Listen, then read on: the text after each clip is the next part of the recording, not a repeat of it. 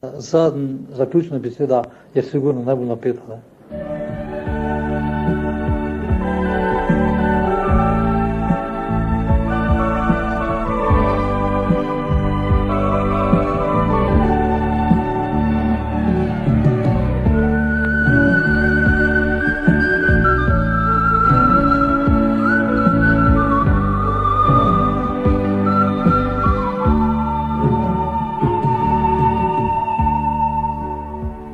Naš gost v obrazu je Franc Pulko, častnik Slovenske vojske in avtor knjige Mesec v vodi, kot smo že večkrat ponovili. Franc Pulko, vprašanje še v tem sklopu zate vezano še na slovensko vojsko, kljub temu, da verjetno na vse ne boš mogel odgovoriti, nimaš pooblastil. Drži, da v Slovenski vojski vojak ni samo številka? Odnos nadrejenih do vojakov. S tem se namreč večkrat častniki pohvalijo. To 100% drži. Mislim, jaz, kot sva že omenila, odnosno, ko sem že omenil, sem bil v bivši armiji, Slovenski armadi, 13 let in poznam sigurno to razmerje. 100%, kako je bilo prej. Ne? Zdaj so odnosi, človek zdaj nekaj pomeni, vojak nekaj zdaj pomeni. In je sigurno razlika ogromna. Se pravi, da je zdaj bolj liberalen pristop pri tej vojaški hierarhiji, kar zadeva odnosa vojak-častnik, kaj pa med častniki? Prvo, da ti odgovorim, odnos hierarhije, odnosa vojak-častnik, je zdaj bolj liberalen.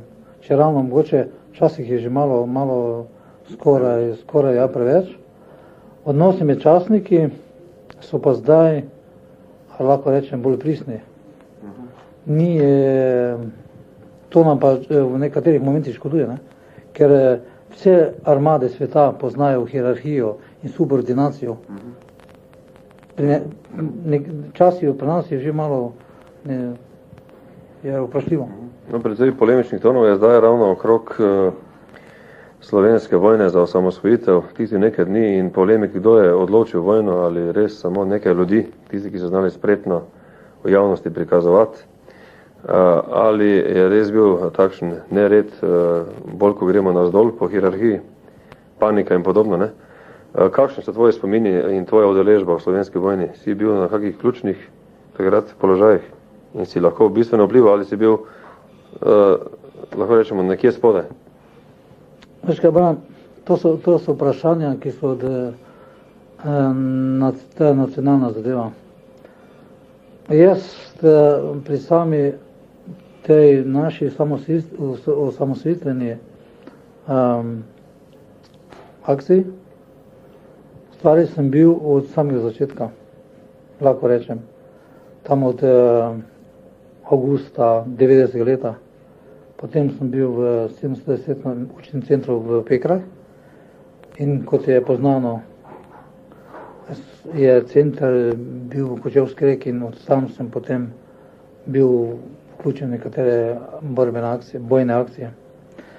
Mislim, da kot si postavil, če sem motim vprašanje, kako je izgledala ta naša zadeva. Kako jo ti danes, v teh letih ocenjuješ, ne? Jaz te razumem, kaj se vprašal. Jaz mislim, da je naša vojska, takrat TO, bila znotraj zelo dobro pripravljena.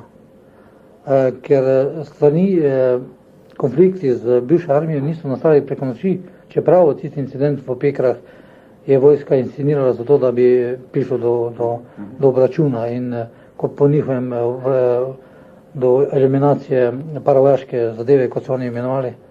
Samo to je bila, ker smo se zavedali, da je to ravno ta center, 710 in IG, učni center, sta prva zametka slovenske vojske in da je to od nacionalnega vprašanja, smo takrat zdržali in tudi kasneje v samo 10-dnevni vojni, čeprav nekateri hočejo prikazati, ker tu se pa zdaj potem gre politične igre. Kdo, kjerga, kdaj in kako. Torej, drži to, ne, da se danes ta 10-dnevna vojna precej politizira in se uporablja za potrebe dnevne politike? Strogo. Drži to? Drži. Dobro, kljub temu, če zaključiva ta del pogovora, imaš na to vojno vsi ponosni, da si sodeloval in prispeval svoje k temu, da se je za nas tako srečno in skoraj neboleče izteklo. Sem ponosen in razočaran. Zakaj? Ponosen zato, ker sem bil, ker mi je pripadal ta čas, da sem bil lahko zraven, ker to res v zgodovini enkrat se zgodi, da se nekje zraven lahko pri taki nacionalni zadevi, kot je takšna vojna, kot je trajala pri nas v Sloveniji. Razočaran sem pa za tega, ko sva že omenjala oba, da se zdaj ta zadeva politizira, da se na politični sceni vlači s tem, kateremu kdaj paše, in da je ogromno ljudi, ki je bilo vključeno v ta samostojitveni projekt, odnosno v samo vojno, lahko rečemo preko 40 000 neposredno vključenih. Danes masa njih ni dobila satisfakcijo, odnosno vsaj da se bi nimam izraza, mislim, razočaranosti v glavnem. Lokalne zadeve so preveč nekje potencirali, nekateri, ne vem, iz tega izvlačijo kapital, zopet rečem, politični kapital, nekateri so pa razočarani. Bi bilo mogoče prav, da bi se po pokrajinah, po pokrajinskih poveljstvih Slovenske vojske morda na rezervni del, kot se ti imenuje, zdaj rezervisti, ne? Pa na ne vem, vsako leto bi se moralo spomniti, pa se nekako udolžiti. Ne? Na Štajerskem valu ste z nami in s Francem Pulkom v oddaji Bistriški obraz.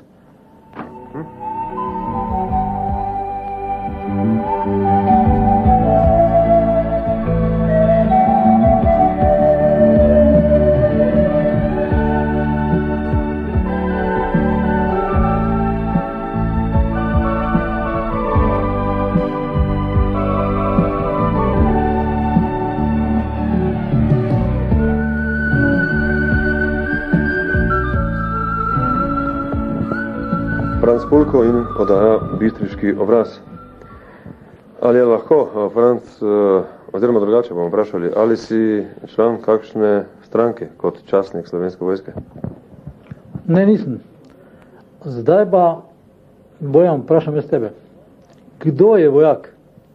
Ali je uniforma, ki jo obesim v pisarni na klin ali porožen stol, grem domov in grem na volišče?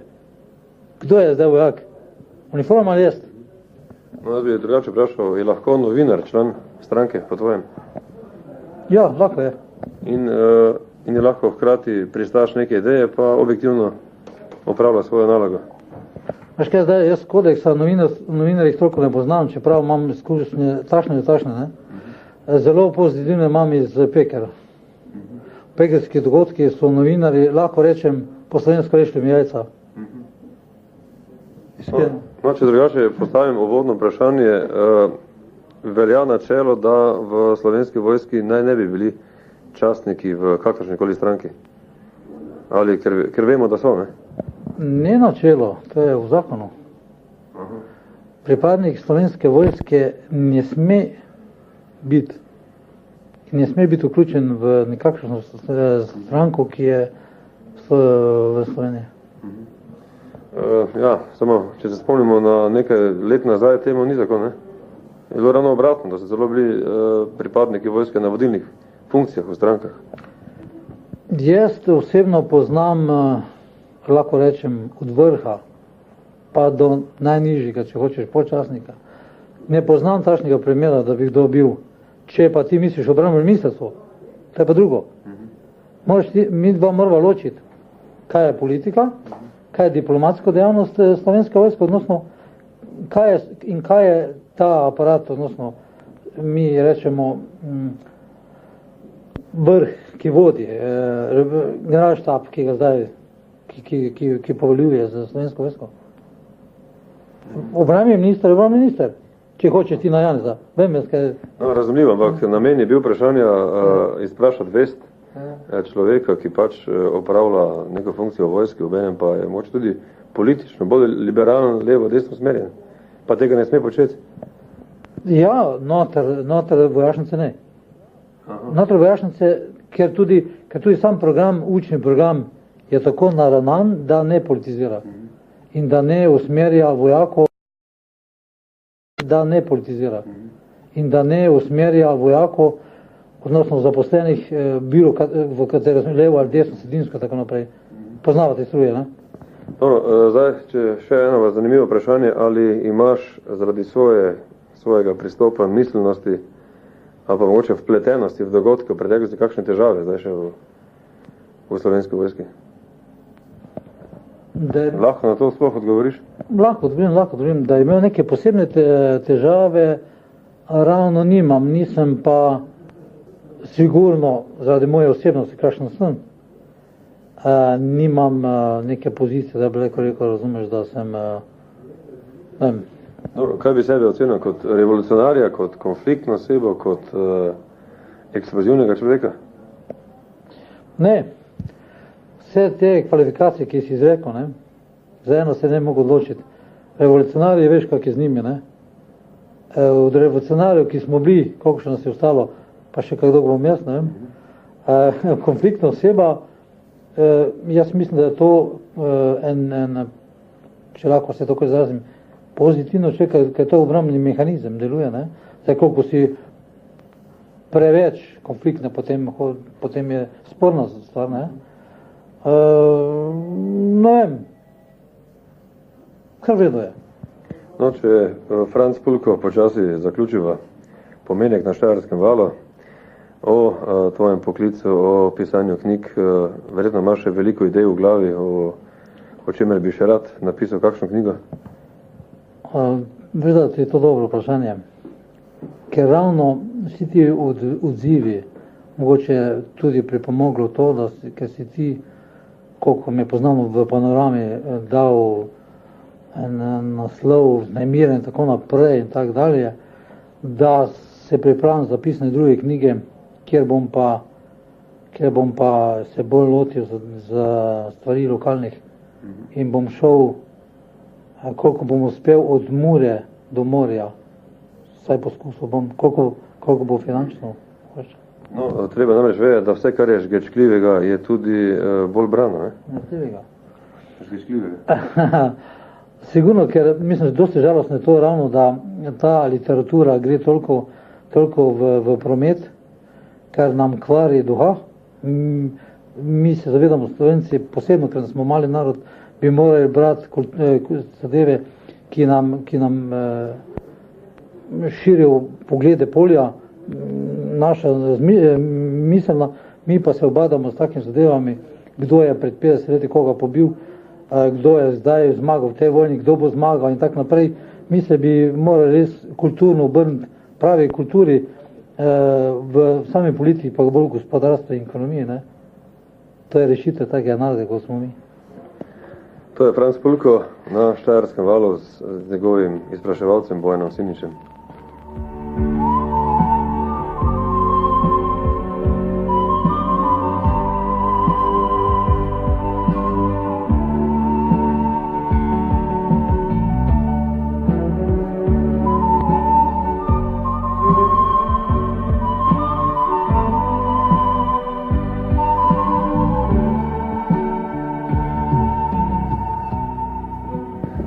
No, že dobrih 20 ali nekaj več minut se pogovarjamo s Francem Pulkom, sicer Bistričanom, ki danes živi v Mariboru. Predvsem razlog za to uvrstitev v to rubriko je njegovo avtorstvo knjige Mesec v vodi, ki je tik pred izidom. Išla bo v celo Slovenski Bistrici v samozaložbi iz tiskarne Fajs. Franc Pulko, kako bi zdaj komentiral ta pomenek, ki je bilo kaj žgečkljivega? Boš imel kakšne težave, če je kdo to poslušal, ki ne bi smel slišati? Prvo me zelo veseli, da sem je zbral za obraz bistriški obraz, kako imenuješ. Vsem, ki na nek način jih omenil v knjigi, se oproščam, če sem kje žalil, nisem namerno. Nekaj mi je čas, ne dovoljuje, da sem stvari lahko bolj natanko napisal. Zahvaljujem se vsem, ki so mi pomagali na kakšen način, da je prišlo do uresničitve tega projekta. In še enkrat, Bojan, se ti zahvaljujem, da si me povabil na ta razgovor. No, upava, da sva bila zanimiva poslušalcem, to je bistveno. Jaz tudi. Franc Pulko, hvala za obisk v oddaji Bistriški obraz. Ja, prosim.